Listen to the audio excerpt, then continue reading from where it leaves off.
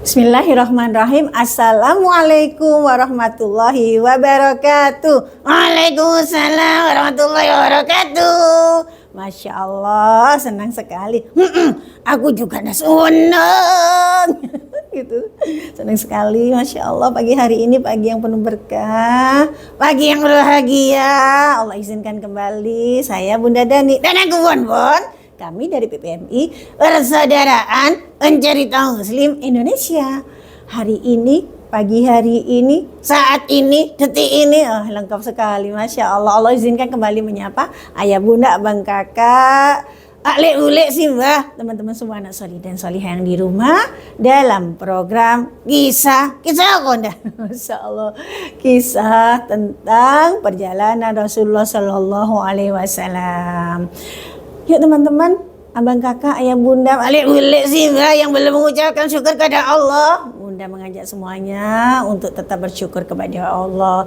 Alhamdulillahi wa'ada, swadaka wa'ada, wa nasara abda, wa salatu wa salamu ala man la nabiyya ba'da, wa ala alihi wa man tabi'ahu da amma ba'.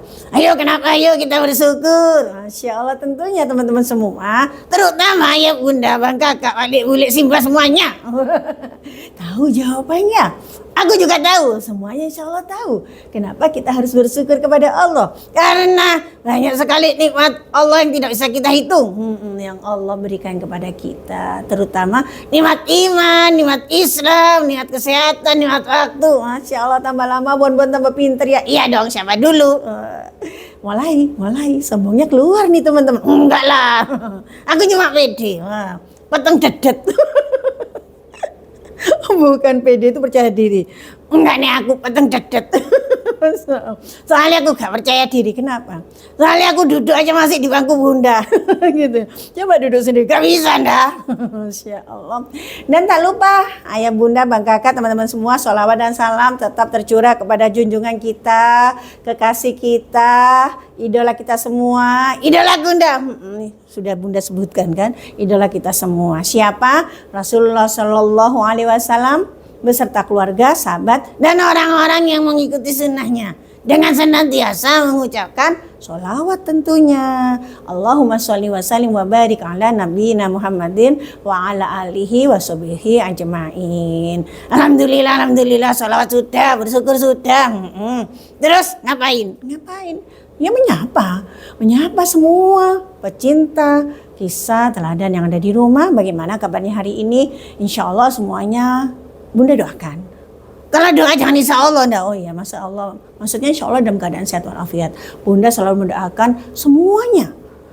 Abang, kakak, ayah, bunda, balik bulik, itu semuanya teman-teman solih dan solihah. Terutama keluarga besar Kolbun Salim Global. Masya Allah, Allah beri kesehatan, amin. Allah beri nikmat iman, amin. Nikmat Islam, amin. Uangnya banyak, amin. Uangnya sendiri loh ya. Nanti pegang uang banyak tapi uangnya orang. Gitu, harus diperjelas. Iya, Masya Allah. Sudah lama kita vakum ya kegiatan Sirah Nabawiyah ini, tapi alhamdulillah luar biasa teman-teman Kolbun Salim Global.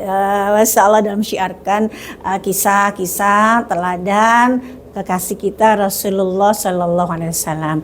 Bersama-sama kita akan buka lembaran-lembaran perjalanan Rasulullah Sallallahu Alaihi Wasallam dengan tujuan supaya kita lebih mengenal Rasulullah. Betul sekali. Tak kenal maka ta'aruf. Beda Bon, beda bukan itu. Loh iya, tanya Ota Mas Kru.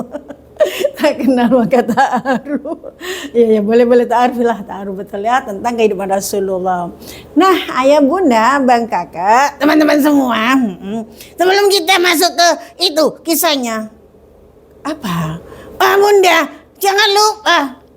Apa Bon? Kita nyanyi dulu. Masya Allah, bunda nggak bisa berkata-kata. Iyalah, sudah lama kita nggak menjumpai itu pecinta kisah teladan kok nggak nyanyi, rugi. Masya Allah. Ada yang kangen nggak dengan lagunya Bon? Pastinya kangen dong. Masya Allah. Makanya dah kita nyanyi dulu. Boleh lah ya, boleh ya. Baik. Tanpa berlama-lama, ini soalnya kangennya sudah membuncah. Ya. Hello kawan, kita jumpa lagi. bersama Bunda Dani dan aku Wondon yang paling keren asyik, yang paling ganteng oh ye. Malu tuh sama Mas Kru, masa ganteng? Iyalah aku ganteng. Oh. Masa cantik? Oh iya betul-betul. Ganteng tapi kok hidungnya kayak pentol. Lah mesti pentol bakso. Ganteng kok itu mulutnya estetik. Iya lebar kan? Salah pangan. Itu yang membuat teman-teman kangen sama aku. Iya Masya Allah. Nyanyi sudah, berarti sekarang kita masuk pada Sirah Nabawiyah ya teman-teman. Alhamdulillah Masya Allah, pagi hari ini kita akan memulai lagi setelah lama kita tidak bersua. Tentunya ada yang lupa. Kalau ada yang lupa gampang. Lo kok gampang?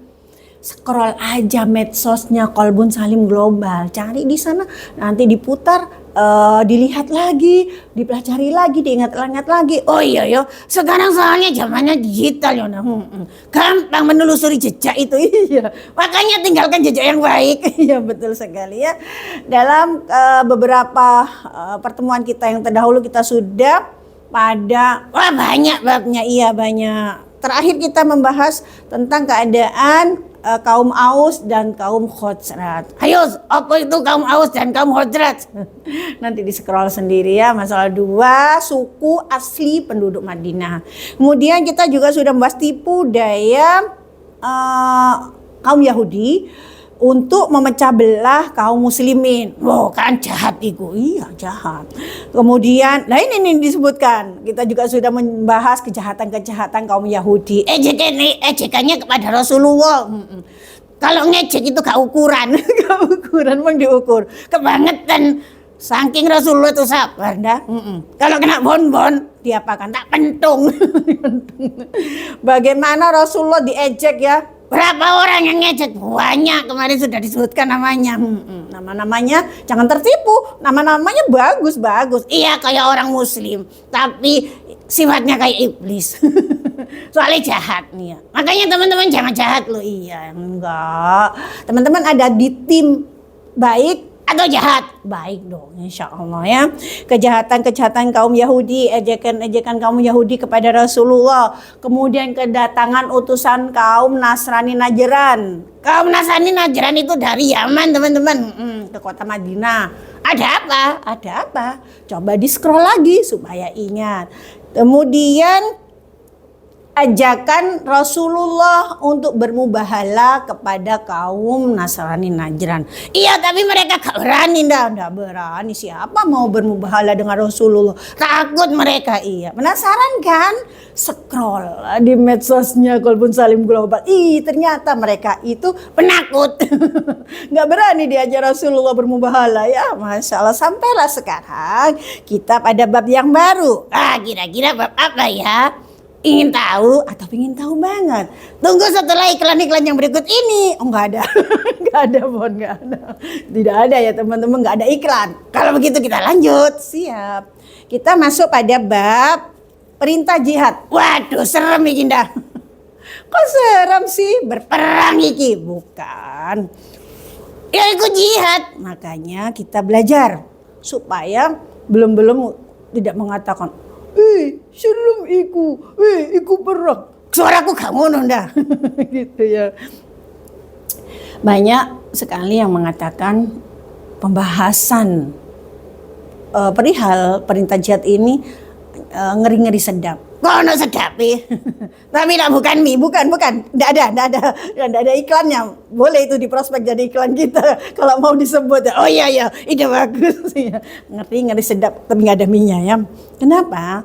Karena memang di luar sana ini dipakai senjata. Makanya dalam kita belajar tentang perintah berjihad itu kita harus mempelajari tahapannya dulu. Contohnya kita mempelajari arti. Apa sih sebenarnya artinya jihad itu? Oh ya, terus yang kedua adalah bagian-bagian jihad itu sendiri. Oh, nah bagian-bagiannya ada. Yang ketiga adalah tingkatannya. Lah, kayak pencak silat dah no tingkatannya. Jihad juga begitu, ada tingkatan-tingkatannya ya. Supaya kenapa? Supaya tidak ada prasangka-prasangka yang tidak baik. Prasangka-prasangka yang tidak sesuai. dengan kenyataan-kenyataan yang ada tentang Islam dan tentang nabinya. Iya senengane iku siapa? Ya orang-orang iku gak ngerti, moro-moro ngomong. Makanya itu perlu belajar supaya nanti bisa diluruskan prasangka buruk itu, bahwa sebenarnya kenyataannya nggak seperti itu, bahwa sebenarnya kejadiannya seperti ini. Nah, seperti itu ya, menghindarkan agar tidak terjadi prasangka-prasangka yang tidak baik, prasangka-prasangka yang buruk terhadap Allah, terhadap nabinya. Ya kenapa sih Islam itu Tuhannya kok memerintahkan jihad? Wah, seperti itu ya. Kemudian agar yang kedua, nah ini yang penting, tidak dijadikan senjata. Loh memang jihad itu senjata? Oh, bisa dijadikan senjata oleh orang-orang yang tidak suka Islam, oleh orang-orang yang memang memusuhi Islam untuk mencela Islam dan mencela nabinya. Banyak mengatakan bahwa Islam didirikan di atas pedang. Wah, bahasanya kok seperti itu? Bahasanya bahaya itu. Islam didirikan di atas pedang. Belum tahu sih. Makanya sini. Ayo ngumpul di medsosnya Qalbun Salim Global. Kita belajar tentang perintah jihad. Iya, supaya ngerti gitu loh. Mereka itu menggunakan itu untuk mencerca Allah dan nabinya. Yang ketiga, supaya tidak menjadi dongeng-dongeng yang itu bisa meragukan orang Islam sendiri. Loh kok bisa? Lah iya, orang Islamnya sendiri gak paham betul-betul tentang agamanya, gak paham benar-benar tentang Tuhannya, tentang nabinya. Dengarlah itu perintah jihad menjadi dongeng-dongeng yang menakutkan, yang meragukan orang Islam itu sendiri, karena mereka tidak tahu kenapa Allah memerintahkan jihad. Oh iya betul, memang betul. Nah itu tujuan kita, belajar lebih dulu mengenali jihad itu seperti apa sih. Nah sekarang kita masuk pada pengertian jihad. Jihad ini berasal dari bahasa Indonesia, bukan dari bahasa Arab. Oh ini mas ini mas kru. Terus itu anggota Qalbun Salim Global, kenapa? Pinter-pinter bahasa Arabnya. Nah iyalah, lulusan Pondok Gotor gitu loh. Mantap. Sebenarnya Bunda malu ini. Tapi Bunda menyampaikannya berdasarkan buku ya. Nanti kalau ada kesalahan boleh ditulis di kolom komentar. Tapi Bunda putrinya ya lulusan Gontor. Bangga dong, Masya Allah. Bahasa Arabnya bagus, bahasa Inggrisnya bagus, luar biasa. Kembali ke laptop. Nggak ada laptop Jihad berasal dari kata jahad yang artinya usaha, atau juhud yang artinya kekuatan. Ayo diingat-ingat. Ditulis. Ayo Bunda, Bang Kakak. Balik, boleh sih Mbak, ambil pulpennya, ambil kertasnya. Memang ada sebuah hadis mengatakan, ikatlah ilmu itu dengan menulis, dengan cara menulis. Ya. Ilmu itu ibarat binatang buruan, maka ikatlah dengan cara menulis supaya nggak lupa. Jadi jihad berasal dari kata jahad yang artinya usaha, juhud yang artinya kekuatan. Iya ada dua, Masya Allah. Sedangkan jihad menurut pengertian adalah bersungguh-sungguh mencurahkan segala tenaga untuk melawan musuh-musuh Islam. Loh kan benar ndak? Apanya yang benar? Ada nih kok ngeri. Kok ngeri? Ya kan melawan musuh-musuh Islam berarti berperang. Sabar ya, sabar. Kenapa? Belum sampai ke sana, belum. Itu baru pengertian jihad secara definisi. Sedangkan menurut Ibnu Abbas, loh ada lagi, ada. Ini menurut Ibnu Abbas radhiyallahu anhu. Ayo siapa itu Abbas? Abbas itu pamannya Rasulullah ya teman-teman. Berarti kalau Ibnu Abbas sepupunya Rasulullah. Iya.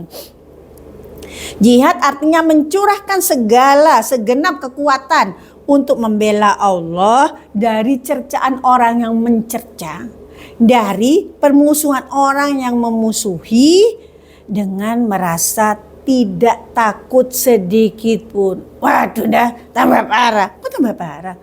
Bener dah, ini perang. Kok bisa perang sih? Lah itu tanpa ada rasa takut sedikit pun.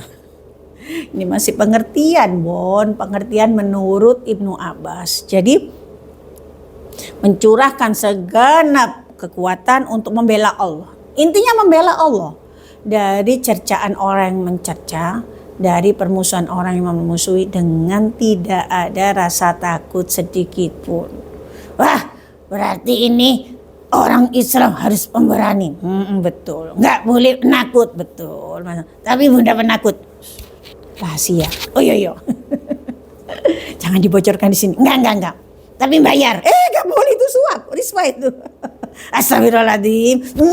Astagfirullahaladzim. Kita lanjut ya teman-teman. Sedangkan menurut syariat, ada 3 ya berarti. Jadi menurut istilah, menurut Ibnu Abbas, dan menurut syariat Islam. Menurut syariat Islam, jihad itu adalah bersungguh-sungguh mencurahkan segenap kekuatannya untuk membinasakan orang-orang kafir. Lah, wes tenan iki ini. Belum, Bon, ini masih koma, ada lanjutannya. Ada lanjutannya ya, makanya diam dulu. Ya aku tak diam.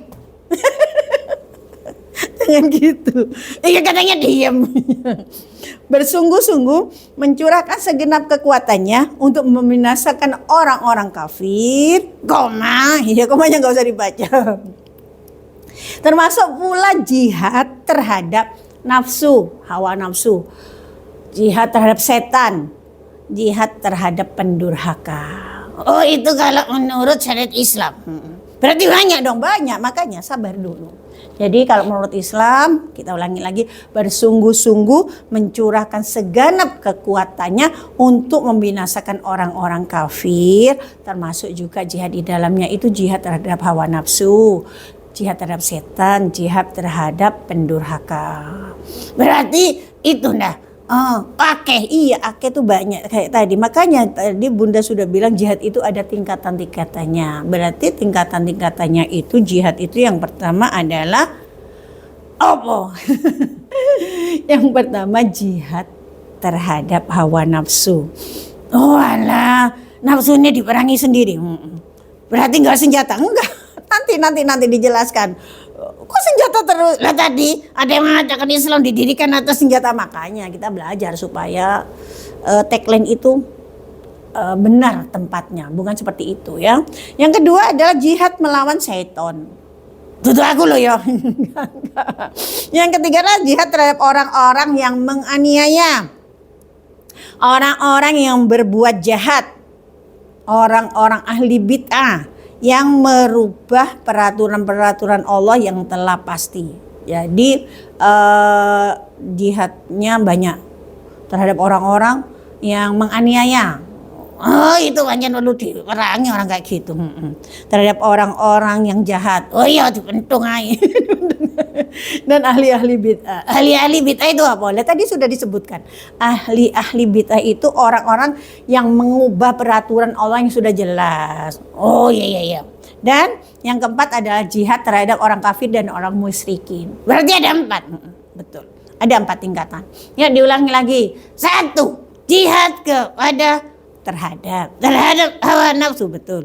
Jihad terhadap setan, betul. Jihad terhadap orang-orang yang menganiaya, orang-orang yang jahat, ahli bid'ah, yaitu orang-orang yang mengubah peraturan-peraturan Allah yang sudah pasti. Iya. Yang terakhir jihad terhadap kaum kafir dan musyrikin. Iya, Masya Allah, betul ya. Masya Allah, dalam surat Al-Hajj. Ayo Bunda, Bang Kakak ambil Al-Quran terjemahnya, dibuka surat Al-Hajj. Emang Bon suka juga buka? Enggak, kenapa? Tanganku gak iso. Kenapa? Tanganku lemes dulu. Dibuka Al-Quran terjemahannya surat Al-Hajj ayat 78. Bunda bacakan artinya aja. Artinya adalah, dan berjihadlah kamu pada jalan Allah dengan jihad yang sebenar-benarnya. Jadi ada jihad yang tidak benar. Maksudnya itu bersungguh-sungguh tadi terus sesuai dengan pengertiannya. Oh, Quran surat Al-Hajj ayat 78. Iya. Jadi menurut Al-Quran kita itu dapat berjihad apabila sudah berhijrah. Dan kita dapat berhijrah jika kita sudah beriman. Lagi-lagi tidak diulangi. kayaknya dalam ini. Oh, nanti tak jadikan status. Status apa? Status WA. Oh. Menurut Al-Quran, kita tidak dapat berjihad jika belum berhijrah. Iya. Dan kita tidak dapat berhijrah sebelum kita beriman. Wah, mantap, dalam. Dicatat, Nas, dicatat. Itu status. Kok ngongkon-ngongkon sih. Jadi seseorang itu tidak akan dapat melakukan jihad apabila belum berhijrah. Pindah tempat gitu tanda, kontrakannya habis. Berarti hijrah ini nanti perlu pembahasan tersendiri. Jadi hijrah itu bukan harus pindah tempat begitu ya. Nanti ada pembahasan sendiri, paling tidak berhijrah itu loh dulu pernah ya. Oh iya pernah, Masya Allah ya, benar mengingatkan. Hijrahnya Rasulullah dari Mekah ke Madinah. Nah, di scroll lagi itu di medsosnya Qalbun Salim Global pengertian hijrah ya. Jadi seseorang itu tidak berhijrah itu tidak harus meninggalkan kota A ke kota B, tapi meninggalkan sesuatu yang misalnya di sana dia tidak dapat berbuat kebaikan karena penguasanya, karena tekanan dari pemimpinnya. Berhijrah mencari tempat yang dia bisa melakukan itu. Lo pindah, maksudnya juga tidak harus pindah, meninggalkan sesuatu yang dia di sana itu ada faktor keburukan. Nah, seperti itu. Meninggalkan keburukan kebaikan. Hijrah dari keburukan kebaikan. Nah, seperti itu. Jadi tidak dapat berjihad apabila belum berhijrah. Dan seseorang itu tidak akan berhijrah kalau dia tidak beriman. Ya pasti dah. Iman itu nomor satu soal. Iya betul, nomor satu. Ya apa dia mengerti hijrah itu penting. Misalnya hijrah tidak berkerudung menjadi berkerudung. Nah, sudah dapat. Nah, makna hijrah kayak gitu ya. Iya harus pindah ya ternyata. Kalau dia tidak beriman, dia akan mengatakan rambutku bagus, masa aku tutup. Yang penting nutup hati dulu. Masya Allah, berarti belum beriman dong. Iya. Oh betul. Sudah dijelaskan Bonbon. Masya Allah kalau begitu. Ini pekan depan bolehlah kalau gitu Bonbon yang mengisi Bunda yang di rumah. Ya enggak lah. Jadi seperti itu ya. Menurut Al-Quran kita itu tidak akan mungkin berjihad sebelum kita berhijrah. Dan kita tidak bisa berhijrah sebelum kita beriman. Intinya adalah iman. Seperti itu. Nah sebagai sandaran uraian itu ada firman dari Allah di surat Al-Baqarah. Surat kedua teman-teman pinter hafal urutan surat. Hafal dong. Surat pertama apa? Al-Fatihah. Surat kedua Al-Baqarah. Pinter. Ketiga Ali Imran. Keempat, saya ngintip dulu Al-Quran. Gak hafal itu namanya. Surat Al-Baqarah ayat 218 yang artinya sesungguhnya orang-orang yang beriman, orang-orang yang berhijrah dan berjihad di jalan Allah, mereka itu mengharapkan rahmat dari Allah. Dan Allah Maha Pengampun lagi Maha Penyayang. Berarti nanti setelah berhijrah, beriman dulu, beriman, berhijrah, terus berjihad, akan mendapatkan rahmat dari Allah. Betul sekali, tahapannya seperti itu, bagian-bagiannya seperti itu ya. Beriman, berhijrah, berjihad, maka akan mendapatkan rahmat dari Allah. Mereka mengharapkan rahmat dari Allah dengan cara seperti itu dulu ya. Masya Allah, alhamdulillah teman-teman paham. Insya Allah paham. Yang tidak paham angkat tangan. Ya nggak bisa dilihat Bon. Ditulis di komentar. Masya Allah. Nah sekarang kita akan memasuki tahapan jilbab. Gara-gara tadi hilang jilbab ya. Iya, jihad maksudnya. Jihad terhadap hawa nafsu. Masih ingat Bon yang pertama adalah jihad terhadap hawa nafsu. Menurut para ulama ini adalah jihad yang terbesar. Lo kok bisa dah? Padahal dia tingkatan yang pertama. Tapi merupakan jihad yang terbesar. Apakah itu? Jadi jihad terhadap hawa nafsu ini setiap orang Islam wajib hukumnya mengerjakan jihad. Wajib mengerjakan jihad terhadap hawa nafsu ya. Ini kita poin pertama ya, tingkatan pertama jihad terhadap hawa nafsu. Jadi setiap orang Islam wajib hukumnya melakukan jihad terhadap hawa nafsu. apa ya? Ini keutamaan karena Rasulullah Shallallahu Alaihi Wasallam bersabda, semulia-mulia peperangan itu ialah berperangnya seorang laki-laki terhadap hawa nafsunya. Loh, berarti perempuan enggak? Ya include di dalamnya, Bon. Ya, maksudnya ya mengena juga. Tapi kan hadisnya tentang laki-laki. Iya, tentang laki-laki secara letterlek. Tapi ini untuk semuanya. Karena Islam, orang Islam wajib hukumnya seperti yang dikatakan Bunda di awal untuk melakukan jihad terhadap hawa nafsunya. Semulia-mulia peperangan ialah berperangnya seorang laki-laki terhadap nafsu dan hawanya. Nafsunya dan hawanya. Kalau di hadis ini seperti itu, disendiri-sendirikan terhadap nafsunya dan hawanya.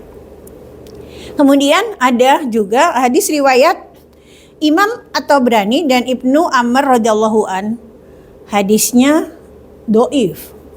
Kalau doif kan dibahas, nggak apa-apa, kita hadis doif kita lihat dulu isinya ya. Doifnya mungkin karena sanadnya, mungkin apa, tapi isinya hampir sama.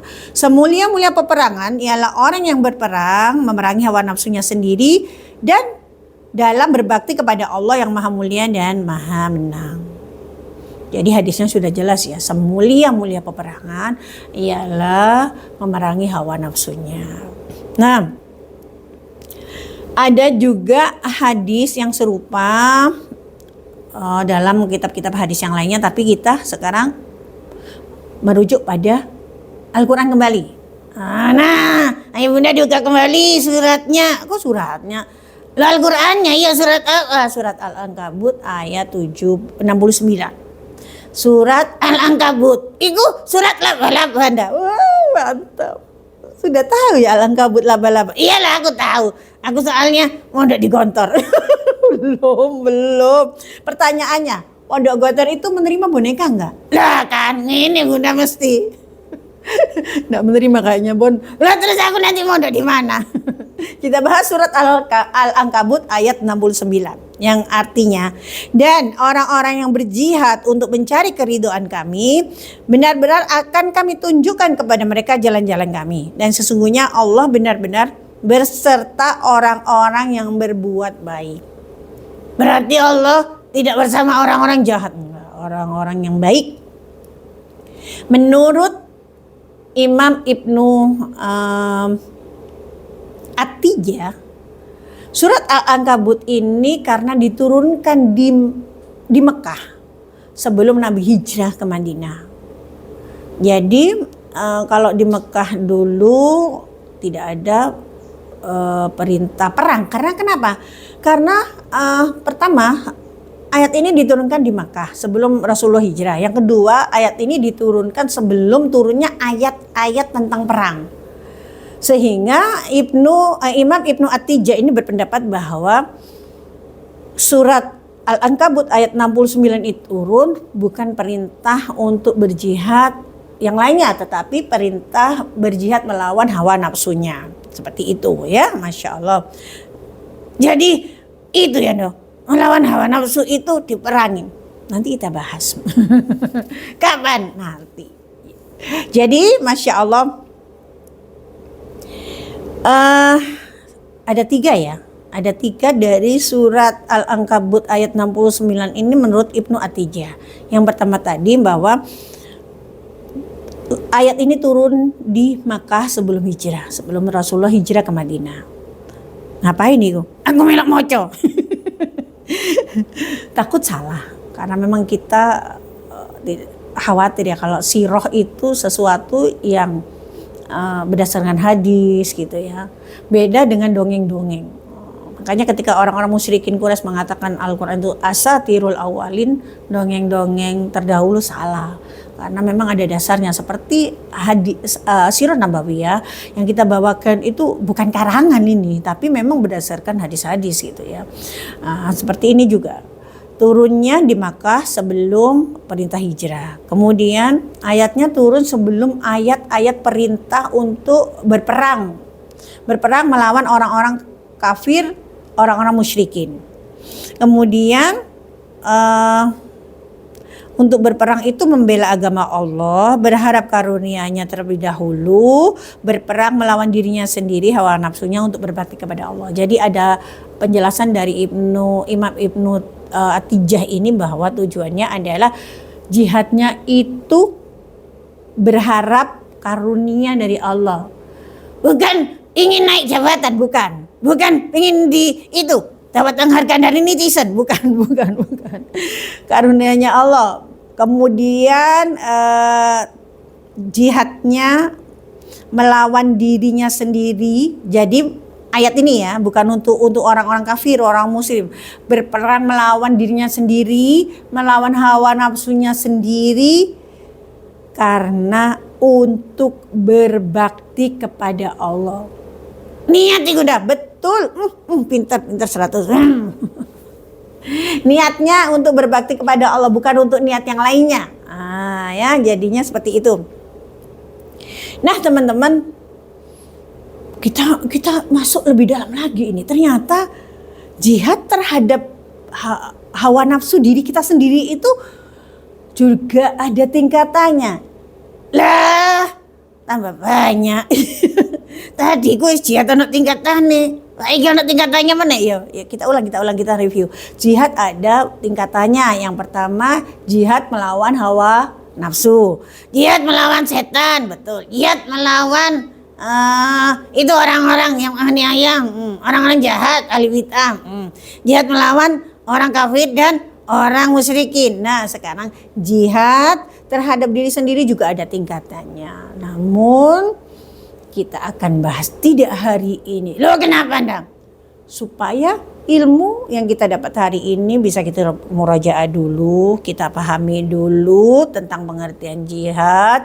Ternyata jihad yang terbesar bukan jihad melawan orang-orang kafir, orang-orang musyrikin, tetapi jihad melawan dirinya sendiri, hawa nafsunya sendiri. Seperti apa sih? Jihad melawan dirinya sendiri, jihad melawan hawa nafsu itu kok dikatakan oleh para ulama sebagai jihad yang paling besar. Ya mungkin soalnya besar sak rumah. Wih, kenapa? Bukan begitu. Bukan, makanya jangan kemana-mana. Pantengin terus medsosnya Kolbun Salim Global. Di FB-nya dan YouTube-nya. Kita akan bahas lebih lanjut. Apa sih? Kenapa sih jihad melawan hawa nafsu, melawan diri sendiri? Kok itu dikatakan jihad yang terbesar? Terus kira-kira apa itu ya jihadnya? Mungkin jihadnya ikut dayang melawan diri sendiri. Bukan menganiaya diri sendiri loh ya. Jangan sampai salah. Makanya Bunda berpesan jangan kemana-mana. Kita akan sambung insya Allah di pertemuan yang akan datang. Insya Allah bismillah. Iya Masya Allah. Bunda rasa sudah cukup. Namun sebelum kita mengakhiri perjumpaan ini seperti biasa, Bunda mohon maaf yang sebesar-besarnya atas segala kekurangan, kesalahan, kekhilafan yang Bunda perbuat dari mulai awal kita bertemu sampai akhir kita bertemu, baik yang Bunda sengaja maupun yang tidak Bunda sengaja, baik yang Bunda tampakkan maupun yang Bunda sembunyikan, dengan senantiasa mohon ampunan Allah. Astagfirullahaladzim wa atubu ilaih. Dan tentunya dengan mohon maaf dari semua pecinta kisah teladan, mohon dibukakan pintu maaf yang selebar-lebarnya. Insya Allah kita berjumpa di pertemuan mendatang. Insya Allah bismillah. Teman-teman, sebelum kita selesai, kita tutup dengan doa kafaratul majelis. Subhanakallahumma wa bihamdik, asyhadu an la ilaha illa anta, astaghfiruka wa atubu ilaik. Teman-teman, sebelumnya aku mau berpantun. Masya Allah, ada pantunnya juga. Ada dong sebelum berpisah. Coba-coba nggak apa-apa ya, sebentar ya. Buah rambutan, buah semangka. Cakep. Oh iya, anak cakep ini. Buah durian, buah nangka. Iya, itulah nama-nama buah. Itu bukan pantun namanya. Supaya tidak berlama-lama, Bon mau jualan buah, Bunda tutup. Wassalamualaikum warahmatullahi wabarakatuh. Ilali kok teman-teman, dadah.